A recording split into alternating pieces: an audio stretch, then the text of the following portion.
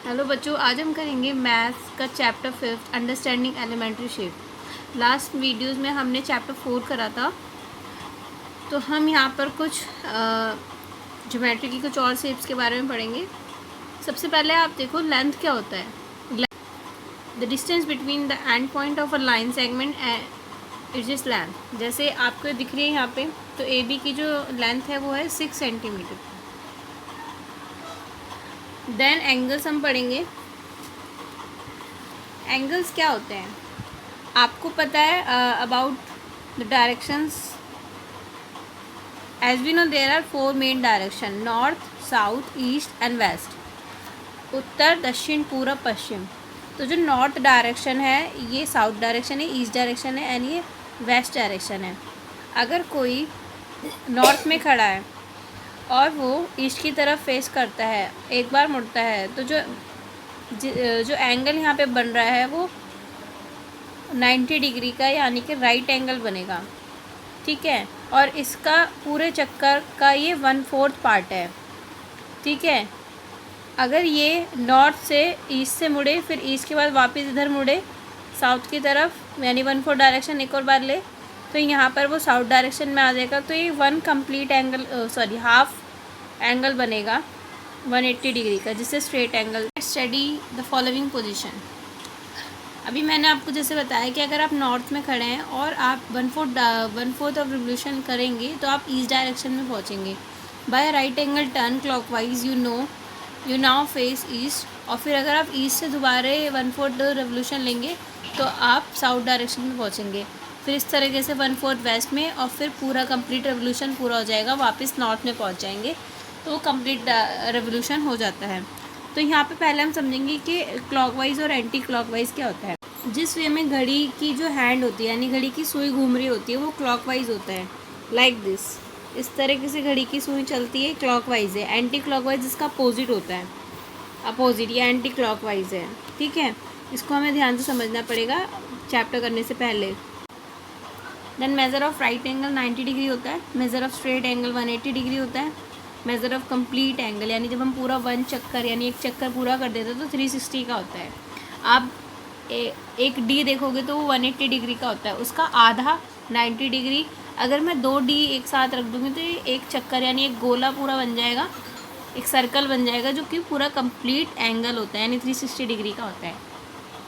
अब है acute angle और ऑब्ट्यूस एंगल क्या होते हैं। जो 90 डिग्री से कम के जितने भी एंगल्स होते हैं वो एक्यूट एंगल होते हैं, और 90 डिग्री से जो बड़े एंगल होते हैं यानी उससे ज़्यादा के और 180 डिग्री से कम के होते हैं वो होते हैं ऑब्ट्यूस एंगल। एक्यूट एंगल जितने भी 90 डिग्री के इधर के, यानी जिनका जो कम खुले हुए होते हैं वो एक्यूट होते हैं। जैसे इस टाइप ये पूरा यहाँ तक आ जाएगा तो 90, अगर इससे कम होगा तो एक्यूट एंगल, अगर और ज़्यादा खुलेगा तो ऑब्ट्यूस होगा, और सीधा जब हो जाएगा तो वो स्ट्रेट एंगल होगा। स्ट्रेट अगर इससे भी नीचे जाएगा तो फिर वो रिफ्लेक्स एंगल होगा। ठीक है, जैसे आप देख रहे हैं ये स्ट्रेट एंगल है, ये एक डी है, इसका हम आधा कर देंगे तो ये 90 डिग्री का होगा, ये पूरा 180 डिग्री होता है।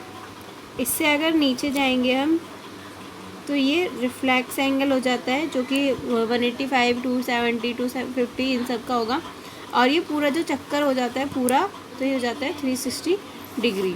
ठीक है, तो इस तरीके से एंगल्स होते हैं। हम पढ़ेंगे आगे इसके बारे में। हम पढ़ेंगे क्लॉक एंड एंगल्स। आपने घड़ी देखी है, अगर घड़ी की सुई जो है मान लो वो 12 पे है और वो वापस घूम के 12 पर आ जाती है, तो वो पूरा एक चक्कर लगा लेती है, तो ये पूरा 1 कंप्लीट रेवोल्यूशन हो जाता है। अगर पूरे 12 घंटे पूरे हो जाते हैं तो 1 कंप्लीट रेवोल्यूशन होता है।